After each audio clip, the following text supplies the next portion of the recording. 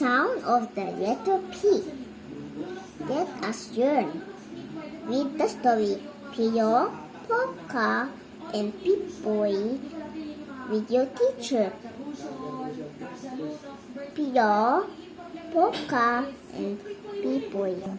Pio went out for a walk with her puppy.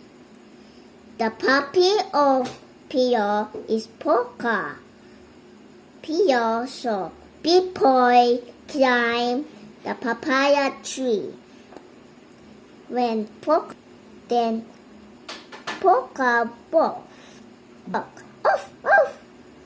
When it saw Pip-Boy climb the tree, color the papaya beside the correct answer.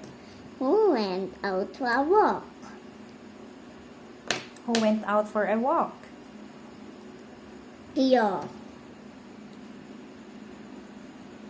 Number 2. Who climbed the papaya? Who climbed the papaya tree? Pip-Boy.